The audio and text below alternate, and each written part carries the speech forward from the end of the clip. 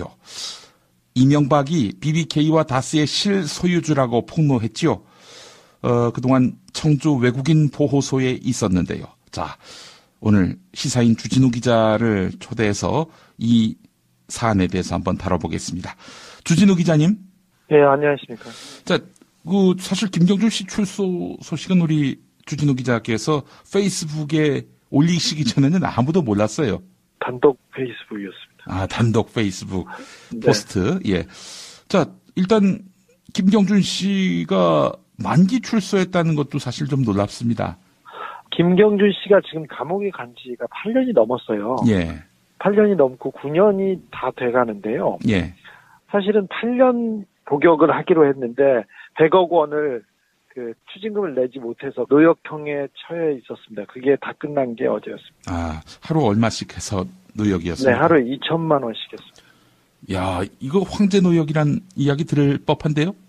그렇습니다만 그렇게 법률이 정한 바에 따라서 노역을 하고 지금 노역이 끝나서 만기 출소하게 됐습니다. 예, 만기 출소를 했는데 곧바로 또 추방이 됐죠? 네. 외국인 가운데 이렇게 범죄를 저질렀을 경우, 좀 문제가 있을 경우는 감옥에 살거나 감옥에 살다가 추방되는 경우가 종종 있는데요. 예. 이 경우는 조금 특별한 것이 김경준 씨가 한국에 남고 싶다고 얘기했어요. 한국에 남아서 진실을 밝히고 싶다는 얘기를 가족과 그리고 지인들한테 전했는데 그게 무시된 채로 청주 외국인 보호소에 하루 인계됐다가 내일 아시아나 항공편으로 미국으로 추방됩니다. 아, 미국으로 추방돼도 진실을 밝힐 수 있는 길은 열려 있지 않습니까? 네, 얼마든지 있죠. 예. 사실 김경준 씨는 BBK의 주범이, BBK의 주인이 이명박이라는 얘기를 하면서 예. 서류를 하나 들고 왔었어요. 그러니까 이면계약서였죠. 김경준 씨와 이명박 씨 간에 이렇게 BBK, LK이뱅크 관련된 서류를 하나 가져왔었는데 예. 검찰에서 당신이 이명박을 빼주면 예. 조금만 살게 하겠다. 그리고 누나나 가족들이 불이익을 당하지 않겠다. 이런 회유를 하면서 자기의 진술을 번복하겠다고 합니다. 그리고 그 이면계약서에 대한 진술을 번복하면서 김경준이 거짓말쟁이가 됐죠. 그러면서 이명박은 자유로워졌고 김경준 씨가 모든 죄를 다 본인의 것으로 뒤집어 쓰고 감옥에 갔죠. 그때 주인 검사가 김기동 검사입니다. 예. 김기동 검사는 얼마 전에 노승일 씨가 청문회에 나와서 차은택의 뒤를 봐주던 검사가 하나 있는데 그 사람은 김기동이었다. 이렇게 진술했죠. 아, 동일인이군요. 네, 그렇습니다. 아하. 아니, 저도 그때 일이 기억이 나는데 이면계약서와 관련해서 이거는 그냥 내가 만들어낸 거다. 이명박은 무관하다. 이런 식으로 이제 김경준 씨가 자백을 한 그런 상황을 그러면서 BBK가 아예 김경준의 사기극으로 끝났는데 예. 사실은 그 이면계약서를 하나 들고 오면서 이게 모든 사실을 밝혀줄 것이다. 이렇게 들어왔었어요. 그 완전히 황당하게 입장을 180도 바꾼 거네요. 그러니까. 그렇죠. 그리고는 에리카 김 씨하고 김경준 씨하고 사실을 얘기하겠다고 얘기하다가 네. 갑자기 진술이 바뀌면서 거짓말쟁이가 되면서 네. 검찰이 이명박을 제외하고 그다음에 김경준한테 모든 죄를 뒤집어 씌웠었죠. 제가 그때 LA에서 에리카 김 씨를 만나고 예. 에리카 김 씨한테 입수한 메모를 한 장 공개했었습니다. 그래서 예. 검사들이 이명박을 두려워해요. 예. 이명박 이름을 빼주면 자기야 3년만 살게 해주겠대요. 안 그러면 7년이요. 이렇게 하면서 뒤에서 검사가 회유 협박하는 부분을 폭로했었죠. 그 BBK 메모는 BBK 특검으로 이어졌었는데 그때 정권 초기였지 않습니까? 예.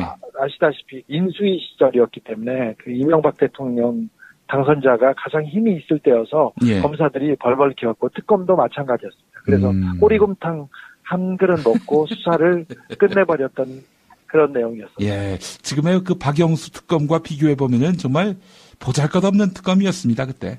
그 특검은 다시 특검을 해야 될 정도였습니다. 예. 특검을 상대로 특검을 해야 될 그런 지경의 특검이었는데. 자, 그렇다면은 김경준 씨가 이제 진실을 폭로하겠다. 8년 만에 이렇게 입장을 밝혔는데 그렇다면 그 이면계약서는 진본이다. 이렇게 이야기하는 겁니까? 이면계약서는 진본이라고 그때도 얘기가 돼 있었어요. 그런데 그 도장이 예. 뭐 인감 도장이 아니다, 뭐가 아니다, 이게 조작됐다, 이게 그때 그 새누리당의 클린정치위원회라고 네. 홍준표 지금 후보가 꾸려서 했었습니다. 항상 그래서 틀린 정치위원회라고 말이 많았는데 예. 그때도 조사한 결과 그 도장은 진품이 맞았어요. 그러나 몇 개 도장 중에 하나였었죠. 인감 도장이 아니라. 예. 그래서 그 임연계약서는 진실로 받아들여졌습니다. 근데 나중에 밝혀졌죠. 기획 입국설도 그렇고 그다음에 교도소 편지도 그렇고 김경준을 음해하던 그런 모든 내용들이 새누리당에서 주장하던 거의 모든 내용들이 거짓이었다는 게 다 드러났는데 예. 이명박은 대통령이 되었고 시간이 지나가서 그냥 유야무야하던 상황이었습니다. 자, 그렇다면 이제 BBK의 진실을 김경준 씨가 밝힌다는 건데 어떤 내용으로 밝힐까요? 사실 김경준 씨는 안에서 얘기를 많이 했어요. 그런데 김경준 씨가 혼자서 얘기하는 거는 조금 힘이 부족하고요. 저는 에릭 하김이 예. 좀 특별히 용기를 내주었으면 합니다. 왜 그러냐면 에릭 하김과 이명박 전 대통령은 아시다시피 특별한 관계였습니다. 예. 아주 특별한 관계였어요. 정말 특별한 관계. 남녀 사이는 잘은 모르겠습니다만 예. 굉장히 특별한 관계였고 그 관계 때문에 김경준 씨가 들어와서 새로운 개념의 회사를 하겠다고 BBK를 열었는데 그게 김경준은 그냥 펀드 매니저였고 그 중간에 돈을 왔다 갔다 운용하는 사람이었고 돈을 모아준 사람은 모든 게 이명박 대통령이었고 이명박 대통령의 지인들이 움직였던 겁니다. 그래서 이명박 대통령이 돈과 회사를 만들어 놓고 그 돈을 운용하던 사람이 김경준이었어요. 그래서 이 주인이 누구냐 이렇게 물어봤을 때 예. 검찰에서는 무조건 다 이거는 이명박은 아무런 관계가 없고 김경준이 다 사기쳤다 이렇게 얘기하는데 그렇게 설명할 수 없는 부분이 너무 많거든요. 그리고 이명박 대통령이 직접 자기가 이거 BBK를 세웠고 자기가 어떻게 했고 신개념의 뱅크를 열었다고 얘기한 증언도 있지 않습니까? 자백이. 예. 그래서 그 부분에 대해서 어떻게 이 사업이 이루어졌고 그 다음에 어떻게 마무리됐고 김경준 씨가 감옥에 있는 상황에서 돈을 이명박 씨한테 돌려줬지 않습니까? 스위스 계좌에서 돈을 찾아서. 예. 그때, 미국 연방 법원에서 돈을 주지 말라고 판결을 내렸어요. 이거는 피해자들 것이지, 주주들의 것이지, 이명박의 것이 아니라고 주지 말라고 했는데도 불구하고 이명박 대통령한테 돈을 보냈습니다. 김경준 씨 측에서. 그리고 에릭 하김은 조용히 들어와서 자기한테 걸려있던 기소 내용들, 혐의를 다 벗어버리고 들어왔다가 모든 혐의를 벗어버리고 미국으로 돌아갔습니다. 검찰을 움직여서 에릭 하김의 기소를 봐줬던 그리고 돈을 보냈던 그 뒷얘기가 누가 BBK의 주인인지 밝혀줄 열쇠가 될 것으로 보입니다. 에릭 하김 씨가 이제 입을 열어야 될 때입니다. 에릭 하김 누나 얼른 빨리 말해. 이제 됐어. 괜찮아. MB 다 끝났어. 아니 에릭 하김이 미국에서 변호사 자격증을 박탈당했나요? 자격 정지되고 예. 조용히 계세요. 그 부분도 플리바겐을 통해서 정리된 걸로 압니다. 지금 에릭 하김 씨는 다른 분하고 행복하게 잘 사는 걸로 알고 있는데 그래도 동생과 가족을 위해서 이제는 말을 해야 될 것 같아요. 네. 에릭 하김 씨가 얘기를 하려고 했었어요. 그런데 한국에서 검찰이 특별히 굉장히 크게 위협을 해서 에릭 하김 씨가 숨었습니다. 그때 기자회견을 준비하고 호텔을 예약해놓고 상태에서 기자회견문까지 작성했었어요. 그런데 한국 검찰에서 너무 강력하게 위협을 하는 바람에 에릭 하김 씨가 들어갔는데 이제 BBK에 대한 이명박에 대한 진실을 밝힐 때가 된 것 같습니다. 예. 아니 주진우 기자님 보시기에 예. 어떻습니까? 이명박이 이 BBK 주가 조작 사건 아닙니까? 이래서 수많은 투자자들에게 손해를 입히고 이 때문에 스스로 목숨을 끊은 분도 생겼고요. 예. 이게 이명박에게 만약 혐의가 있는 걸로 확인이 된다면 새로운 진실이 드러난다면 지금 이 시점에서 처벌할 수 있습니까? 이명박과 BBK의 관계에 대한 혐의가 새롭게 드러나는 걸 떠나서 혐의가 100가지도 넘습니다. BBK가 이명박 거라는 증거들은 10,000가지도 넘습니다. 하지만 검찰이 다 외면하고 덮어버리고 사실을 왜곡했습니다. 그런데 진실을 밝혀져서 수많은 억울한 피해자들의 그 누명은 벗어야 되는 것 같아요. 그리고 피해자들한테 손해를 이렇게 보상해 주진 못하더라도 일단 잘못했다고는 하고 누가 잘못했는지는 얘기해야 될 거 아닙니까? 예. 진실 규명은 반드시 필요하다고 보고요. 예. 그 진실 규명이 어느 정도 진전이 된다면 이명박한테 그 처벌 그리고 손해배상도 가능하다고 봅니다. 아니 정봉주 의원이 사실 억울하게 감옥에 갔는데 예. 그분에 대한 재심 청구 이게 뭐 무의미한 것일 수도 있겠지만 적어도 10년 동안 정치 못하게 만든 이런 피선거권 제한 이거는 풀 수 있지 않을까요? 아니 이건 좀 진실 규명 차원에서도 해결돼야 되는데 예. 정봉주 의원은 깊이가 있지는 않았어요.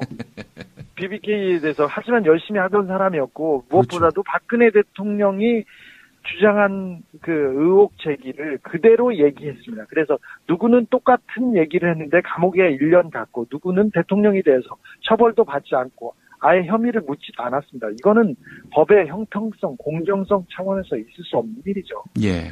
이 부분도 밝혀져야 된다고 봅니다. 예. 하여간 진실이 드러난다면은 정봉주 의원에 대한 이런 억울한 판단 뒤집을 수 있다 이 말씀이죠? 네네. 정봉주는 억울합니다. 정봉주는 그 진실을 얘기하고 감옥에 간 정치인입니다. 예. 아니 사실 또 대선 국면에서 대선 후보가 주가 조작에 연루됐다라는 의혹 이것도 제기하지 않는다면은 사기꾼이 대통령이 될 수 있는 길을 열어주는 거잖아요. 네네. 그 검증을 제대로 하지 않아서 이명박은 강을 파서 그리고 자원 외교라는 명목으로 외국에 돈을 퍼주면서 돈을 다 빼돌렸다고 저 보고 있습니다. 주진우 기자님이 하신 말씀 중에 하나가 이명박을 내 손으로 감옥에 보낸다. 네. 이게 아주 지금 SNS에서 두루두루 공유되고 있는 언급인데 어떻게 이명박 씨가 자기가 내 손으로 정권 재창출하겠다고 해서 제가 한 말인데 네. 진실을 따라가 보면요. 예. 이명박이 있습니다. 온갖 못된 돈을 따라가 보면 거기에 이명박의 돈이 있습니다. 예. 이 모든 악행에 이 권력이 돈만 보고 못된 짓을 한 모든 부분에 이명박이 있습니다. 그래서 이명박은 반드시 단죄해야 된다고 봅니다. 아, 예. 그 어떻게 정권 바뀌면 바로 보도를 통해서 이명박의 범죄를 들춰내실 생각이십니까? 조금 쉬었다가요. 바로 하겠습니다. 조금 쉬었다. 언제쯤? 조금만 쉴게요. 조금. 네. 알겠습니다. 그리고 곧바로 이명박 각하에 대한 충성심을 계속 보여드리겠습니다. 이명박 각하에 대한 충성심은 변함이 없습니다. 확실히 보낼 수 있습니까? 보내야죠. 네. 대략 얼마나 돈을 꽁쳐둔 걸로 보면 됩니까? 이제 잘 모르겠습니다. 이제 저는 가봐야 됩니다. 지금. 모르는 게 아니라 말씀을 못 하시는 거 아닙니까? 지금 이 단계에서. 나중에 하겠습니다. 예, 나중에 하신다는 말씀. 예. 예. 알겠습니다. 이 긴 시간